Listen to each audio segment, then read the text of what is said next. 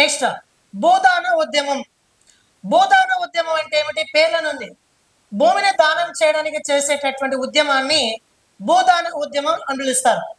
1951లో 1951 April 18న మన భారతదేశంలో భూదాన ఉద్యమాన్ని ప్రారంభించిన వ్యక్తి ఎవరంటే ఆచార్య వినోబా భావే. ఆచార్య వినోబా భావే ఇతను మన భారతదేశంలో మొదటిసారిగా భూదాన ఉద్యమ కార్యక్రమాన్ని ఉమ్మడి ఆంధ్రప్రదేశ్ రాష్ట్రంలో నల్గొండ జిల్లా ఉమ్మడి ఆంధ్రప్రదేశ్ రాష్ట్రంలో నల్గొండ జిల్లాలో పోచంపల్లి అనే ఒక ప్రాంతంలో భారతదేశంలో మొట్టమొదటిసారిగా భూదాన ఉద్యమ కార్యక్రమాన్ని ప్రారంభించడం అనేది జరిగింది. కాబట్టి పోచంపల్లి అనే ఒక గ్రామాన్ని భూదాన పోచంపల్ అని పిలుస్తూ ఉంటారు. ఓకేనా? కొన్ని పుస్తకాలు మనకి భూదాన పోచంపల్ అనే ఒక ప్రత్యేకమైన పేరు ఈ పోచంపల్లి అనే ఒక గ్రామానికి ఉంది. కాబట్టి భారతదేశంలో భూమిని గరిష్టంగా కలిగినటువంటి వ్యక్తులు ఎవరైతే ఉన్నారో వాళ్ళ దగ్గర నుంచి భూమిని స్వాధీనం చేసుకొని 1 సెంటు భూమి కూడా లేనటువంటి వ్యక్తులకు భూమిని దానం చేయడానికి ఆచార్య వినోబా భావే గారు 1951లో ఈ కార్యక్రమాన్ని ప్రారంభించడం అనేది జరిగింది. భూదాన ఉద్యమ కార్యక్రమం సందర్భంగా మొట్టమొదటిసారిగా భూమిని దానం చేసిన వ్యక్తి ఎవరంటే వి రామచంద్రారెడ్డి గారు. ఎవరైనా వి రామచంద్రారెడ్డి గారు మనకి భూదాన కార్యక్రమం కింద మొదటిసారిగా భూమిని దానం చేసినటువంటి వ్యక్తి. నెక్స్ట్ హరిత విప్లవం. భారతదేశంలో హరిత విప్లవం ఎప్పుడు ప్రారంభమైంది? అసలు హరిత విప్లవం వలన అత్యధిక ఉత్పాదక ఏ పంటల్లో వచ్చింది? మరి వాణిజ్య పంటలు ఏవి? ఆహార పంటలు ఏవి? హరిత విప్లవం సంబంధించిన పూర్తి సమాచారాన్ని ఈ వీడియోలో తెలుసుకుందాం. ఓకేనా?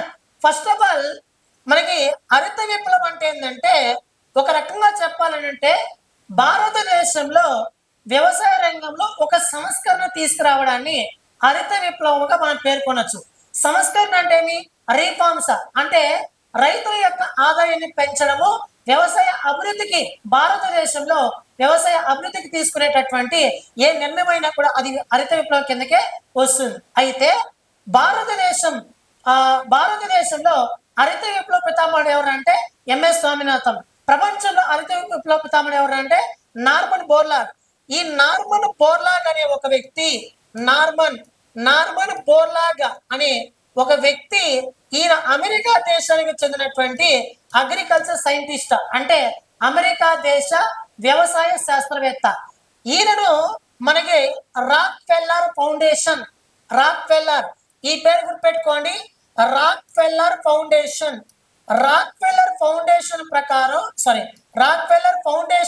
స్కాలర్షిప్ అంటే ఆ సంస్థ స్కాలర్షిప్ ఇచ్చిన కారణంగా అమెరికా దేశానికి చెందిన నార్మన్ బోర్లాగ్ అనే ఒక వ్యక్తి మెక్సికో దేశానికి వెళ్ళి అక్కడ అధిక దిగుబడి ఇచ్చేటటువంటి వంగడాల పైన పరిశోధన చేయడం అనేది జరిగింది. మళ్ళీ ఒకసారి చెప్తున్నాను. నార్మన్ బోర్లాగ్ అమెరికా దేశ వ్యవసాయ శాస్త్రవేత్త. ఈయన రాక్ ఫెల్లర్ ఫౌండేషన్ స్కాలర్షిప్ సహాయంతో మెక్సికో దేశానికి వెళ్ళాడు. మెక్సికో దేశంలో అధిక దిగుబడి ఇచ్చేటటువంటి వంగడాల పైన పరిశోధన చేశాడు. దాంట్లో భాగంగానే అధిక దిగుబడి ఇచ్చేటటువంటి గోధుమ వంగడాలను ఆయన అభివృద్ధి చేయడం అనేది జరిగింది. అదే ప్రపంచవ్యాప్తంగా గోధుమలో అంత ఎక్కువ దిగుబడి వచ్చేది కాదు. ఈ నార్మన్ బోర్లాగ్ పరిశోధన చేసిన తర్వాత అధిక దిగుబడిని ఇచ్చేటటువంటి వంగడాలను రూపొందించిన తర్వాత ప్రపంచ దేశాల్లో గోధుమలో దిగుబడి అనేది పెరిగింది. ఆ కృషి మన భారతదేశంలో ఎవరి ఆధ్వర్యంలో జరిగింది అనేసి అంటే ఎంఎస్ స్వామినాథన్ గారి ఆధ్వర్యంలో జరిగింది. ఎంఎస్ స్వామినాథన్ మన భారతదేశంలో కాబట్టి హరిత విప్లవ పితామహుడు పిలుస్తారు. కాబట్టి ప్రపంచ హరిత విప్లవ పితామహుడు అంటేనేమో నార్మన్ బోర్లాగ్, భారతదేశ హరిత విప్లవ పితామహుడు అంటేనేమో మనకి ఎంఎస్ స్వామినాథన్ గారు 2023 సెప్టెంబర్ 8వ తారీఖున తమిళనాడు రాష్ట్రంలో చనిపోవడం అనేది జరిగింది. ఇటీవల భారత ప్రభుత్వం ఈయనకు ఒక అవార్డు కూడా అందించింది. ఏ అవార్డు అంటే భారతరత్న పురస్కారం అందజేయడం అనేది జరిగింది. కాబట్టి మన భారతదేశ ఆకలిని తీర్చినటువంటి ఒక వ్యవసాయ శాస్త్రవేత్త, ఒక మహానుభావుడు ఎవరనేసి అంటే ఎంఎస్ స్వామినాథన్ గారు. ఓకేనా? రైట్. ఇప్పుడు మనకి హరిత విప్లవం అనే పదాన్ని మొట్టమొదటిసారిగా సూచించిన వ్యక్తి ఎవరు అనేసి అంటే 1968లో 1968లో జర్మనీ దేశంలో 1968లో జర్మనీ దేశంలో అంతర్జాతీయ వ్యవసాయ అభివృద్ధి సదస్సు అనేది ఒక జరిగింది. ఆ సదస్సులో ఈ గోధుమ వంగడాల గురించి మాట్లాడుతూ ఒక వ్యక్తి, ఆయన పేరు ఏంటంటే విలియం ఎస్ గాండ్. అతని పేరు ఏంటంటే విలియం ఎస్ గాండ్ అనే ఒక వ్యక్తి మొట్టమొదటిసారిగా హరిత విప్లవం అనే పదాన్ని మొట్టమొదటిసారి సూచించడం అనేది జరిగింది. ఓకేనా. ఇప్పుడు ఇక్కడ నార్మల్ బోర్లా గుర్తుండాలి, ఎంఎస్ స్వామినాథన్ గుర్తుండాలి, రాక్ఫెల్లర్ ఫౌండేషన్ గుర్తుండాలి. ఆయన దేనిపైన పరిశోధన చేశాడంటే గోధుమ పైన పరిశోధన చేశాడు. అదే విధంగా దాన్ని భారతదేశం పరిచయం చేసిన వ్యక్తి ఎంఎస్ స్వామినాథన్. విలియం ఎస్ గాండ్ అనే ఒక వ్యక్తి మొట్టమొదటిసారిగా హరిత విప్లవం అనే పదాన్ని పరిచయం చేయడం అనేది జరిగింది. సో ఇది మనకి హరిత విప్లవంలో మనం గుర్తుపెట్టుకోవాల్సిన అంశం. అయితే భారతదేశంలో హరిత విప్లవం అనేది 1960వ దశకంలో ప్రారంభమైంది ఒకటి. మరి ఇయర్ గా అడిగితే 1965 సంవత్సరంలో ప్రారంభం అవడం అనేది జరిగింది. ఓకేనా. నెక్స్ట్ ఇప్పుడు మనం చూస్తే భారతదేశంలో హరిత విప్లవం తీసుకొచ్చారు. భారతదేశం హరిత విప్లవం తీసుకొచ్చారు. మరి హరిత విప్లవం అంటే ఏమిటి? అధిక దిగుబడిని ఇచ్చేటటువంటి గోధుమ వంగడాలను మన భారతదేశంలో పరిచయం చేశారు. ఈ హరిత విప్లవంలో భాగంగా భారత ప్రభుత్వం కొన్ని ప్రత్యేకమైన కార్యక్రమాలను ప్రారంభించింది. దాంట్లో ఫస్ట్ వచ్చేసి ఇంటెన్సివ్ అగ్రికల్చరల్ డిస్ట్రిక్ట్ ప్రోగ్రామ్, సాంద్ర వ్యవసాయ జిల్లాల పథకం అని పిలుస్తాం. సాంద్ర వ్యవసాయ జిల్లాల పథకం చూసుకోండి, డిస్ట్రిక్ట్ ఇది. ఇలాంటి కార్యక్రమం ఇంకోటి ఉంటుంది, ప్రాంతాల కార్యక్రమం. ఓకేనా. ఇంటెన్సివ్ అగ్రికల్చర్ సాంద్ర వ్యవసాయ జిల్లాల పథకం లేదా కార్యక్రమం, దాన్ని IADP అని పిలుస్తారు. దీనిని 1961లో 1961 కాలంలో అనగా రెండవ పంచవర్ష ప్రణాళిక చివరి కాలంలో దీన్ని తీసుకోవడం అనేది జరిగింది. భారత ప్రభుత్వం 1964లో ఫోర్త్ ఫౌండేషన్ కమిటీ సిఫారసుల మేరకు ఈ ఇంటెన్సివ్ అగ్రికల్చర్ డిస్ట్రిక్ట్ ప్రోగ్రామ్ ని భారతదేశ వ్యాప్తంగా తీసుకొచ్చారు. అయితే ఈ కార్యక్రమాన్ని మొత్తం 7 జిల్లాలు మొట్టమొదటిసారిగా అమలు చేయడం అనేది జరిగింది. ఓకేనా. ఫస్ట్ వచ్చేసి ఆంధ్రప్రదేశ్ పశ్చిమ గోదావరి, తర్వాత బీహార్లో షాహాబాద్ జిల్లా, అదేవిధంగా మధ్యప్రదేశ్ రాయ్పూర్ జిల్లా, తమిళనాడు తంజావూరు జిల్లా, పంజాబ్ లుధియానా జిల్లా, ఉత్తరప్రదేశ్ అలీగఢ్ జిల్లా, రాజస్థాన్ పాలి జిల్లా, ఈ 7 జిల్లాలో ఈ సాంద్ర వ్యవసాయ జిల్లాల పథకం అనే దాన్ని అమలు చేయడం అనేది జరిగింది. ఓకేనా. ఈ కార్యక్రమంలో భాగంగా రైతులకు కావాల్సినటువంటి పనిముట్లు కావచ్చు, లేదా రైతులకు కావాల్సినటువంటి క్రిమి సంహారక మందులు కావచ్చు, లేదా రసాయనిక మందులు కావచ్చు, లేదా వాళ్ళకి పరపతి సౌకర్యం కావచ్చు, లేదా మార్కెటింగ్ సౌకర్యం కావచ్చు, అవన్నీ కూడా ఇక్కడ అందించడం అనేది జరిగింది. ఓకేనా. సో ఇక్కడ మనం చూస్తే ఈ కార్యక్రమంలో భాగంగా ఫస్ట్ వచ్చేసి రైతులకు కావాల్సినటువంటి, అంటే మన భారతదేశంలో హరిత విప్లవం తీసుకొచ్చారు, గోధుమ వంగడాలను పరిచయం చేశారు. అత్యధికంగా దిగుబడి ఇచ్చేటటువంటి గోధుమ వంగడాలను భారతదేశానికి పరిచయం చేశారు.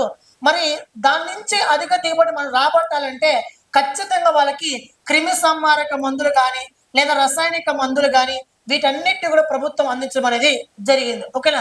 మేలు రకమైనటువంటి విత్తనాలు, క్రిమి సంహారక మందులు, రసాయనిక మందులు రాయితీ రేటుకే అనగా సబ్సిడీ కింద వాళ్ళకి అందించడం అనేది జరిగింది ఈ కార్యక్రమంలో భాగంగా. నెక్స్ట్ అదే విధంగా రైతులకు కావాల్సిన పరపతి సౌకర్యం. పరపతి అంటే రుణ సదుపాయం లెక్కన డబ్బు. ఓకేనా. రుణ సదుపాయం, రైతులకు కావాల్సినటువంటి రుణ సదుపాయాన్ని కూడా కల్పించడం అనేది జరిగింది. దీంట్లో భాగంగానే 1963లో ARDC అనే ఒక సంస్థను ఏర్పాటు చేశారు. Agriculture refinance development corporation. దీనినే శివరామన్ కమిటీ సిఫారసుల మేరకు ARDCని 1982 జూలై 12వ తారీఖున ఈ పేరుని ARDC పేరును నాబార్డ్గా పేరు మార్చడం అనేది జరిగింది. ఓకేనా. నాబార్డ్గా పేరు మార్చడం అనేది జరిగింది. National bank for agriculture and rural development, మనకి నాబార్డ్ వచ్చేసి ముంబై కేంద్రంగా పనిచేస్తుంది. ప్రస్తుతం షాజీ కేవీ గారు ప్రస్తుతం నాబార్డ్ చైర్మన్ గా ప్రస్తుతం విధులు నిర్వర్తిస్తూ ఉన్నారు. ప్రస్తుతం మన భారతదేశంలో వ్యవసాయ రంగానికి రుణాలను జారీ చేసేటటువంటి అతిపెద్ద రీఫైనాన్స్ సంస్థ ఏదంటే నాబార్డ్. గుర్తుపెట్టుకోండి. ఓకేనా. నాబార్డ్. అయితే చూడండి, పరపతి సౌకర్యం కల్పించడం కోసం 1963లో ఏఆర్టీసీ ఏర్పాటు చేశారు. నెక్స్ట్ అదే విధంగా ఈ కార్యక్రమంలో భాగంగా మార్కెటింగ్ సౌకర్యం, రైతు తన పండించినటువంటి పంటను వినియోగదారులకు విక్రయించడం కోసం ప్రత్యేకంగా మార్కెటింగ్ సౌకర్యాలు కూడా కల్పించడం అనేది జరిగింది. అదే విధంగా రైతులకు కావాల్సినటువంటి మిగతా సదుపాయాలు కూడా, అంటే రవాణా సదుపాయం కావచ్చు, ఇలా అన్ని కార్యక్రమాలు కూడా ఈ కార్యక్రమం కిందే చేపట్టడం అనేది జరిగింది. సో ఈ కార్యక్రమం చాలా చాలా ఇంపార్టెంట్. గతంలో గ్రూప్ 1 అంటే తెలంగాణ గ్రూప్ 1లో రెండవసారి రద్దు అయినప్పుడు ఈ ప్రశ్న అడిగాడు ఈ టాపిక్ నుంచి. ఓకేనా. నెక్స్ట్ రెండవ కార్యక్రమం ఇంటెన్సివ్ అగ్రికల్చర్ ఏరియాస్ ప్రోగ్రామ్. ఇందాకేమో సాంద్ర వ్యవసాయ జిల్లాల పథకం చెప్పాను, అంటే జిల్లాల్లో మాత్రం దాన్ని అమలు చేశారు. తర్వాత ప్రాంతాలకు కూడా విస్తరించాలని చెప్పి సాంద్ర వ్యవసాయ ప్రాంతాల కార్యక్రమాన్ని తీసుకొచ్చారు, అనగా IAAP. ఈ పథకాన్ని IATP విజయవంతం కావడంతో 1965 అక్టోబర్లో IAAP అనే ఒక పథకాన్ని తీసుకోవడం అనేది జరిగింది. దీంట్లో భాగంగా భారతదేశ వ్యాప్తంగా 114 జిల్లాలు దీన్ని విస్తరించడం అనేది జరిగింది. ఓకేనా.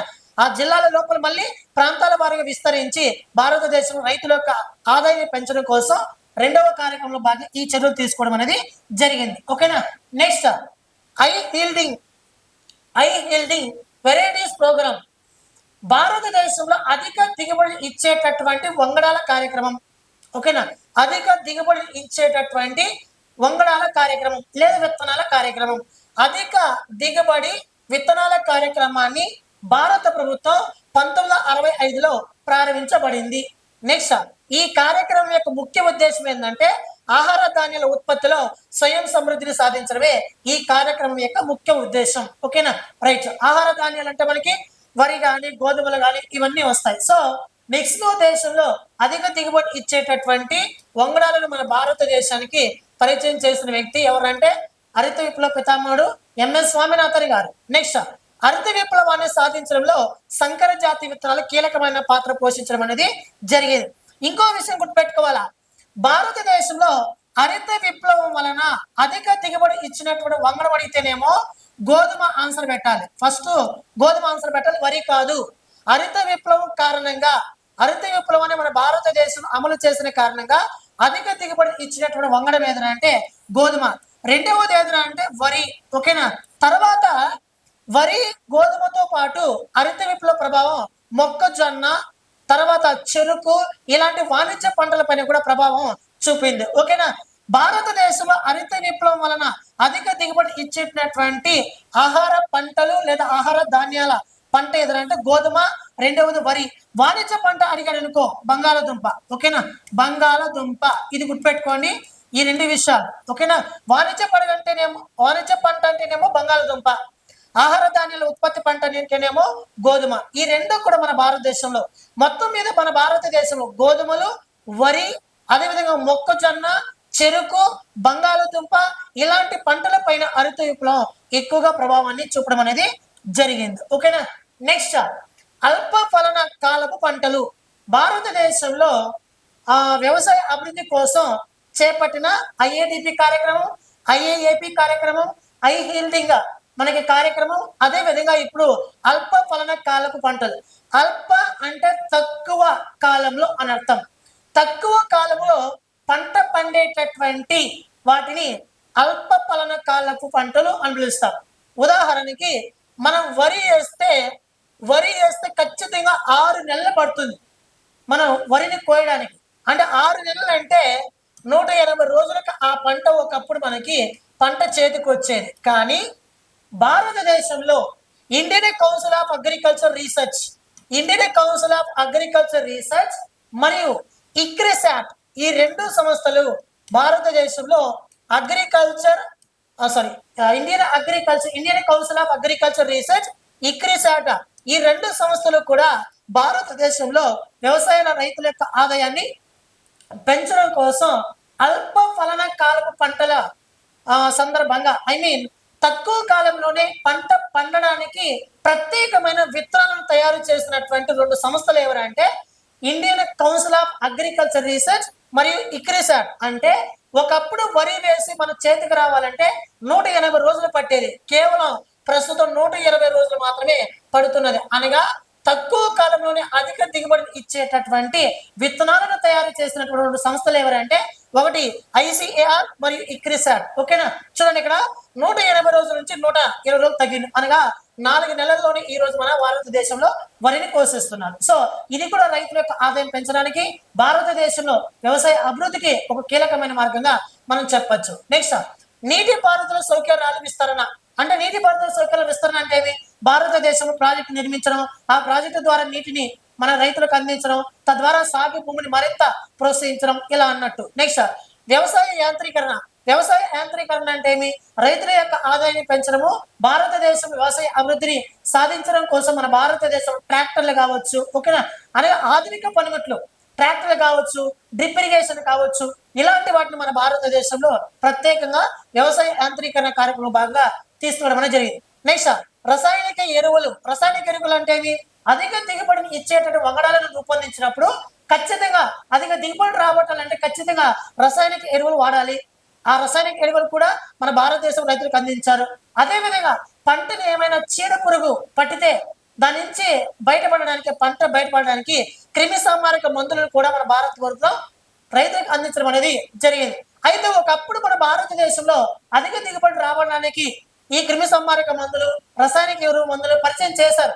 కానీ ఈ రోజు మన భారతదేశంలో సేంద్రీయ వ్యవసాయం, ప్రకృతి వ్యవసాయం వైపు మన భారతదేశం నడుస్తుంది. ఓకేనా, రైట్. నెక్స్ట్, ఇది మన భారతదేశం సంబంధించి హరిత విప్లవం. నెక్స్ట్, హరిత విప్లవం అనగా భారతదేశ ఆర్థిక వ్యవస్థపై హరిత విప్లవం ప్రభావం ఏ విధంగా ఉందని చెప్పి ఒకసారి మనం పరిశీలిద్దాం.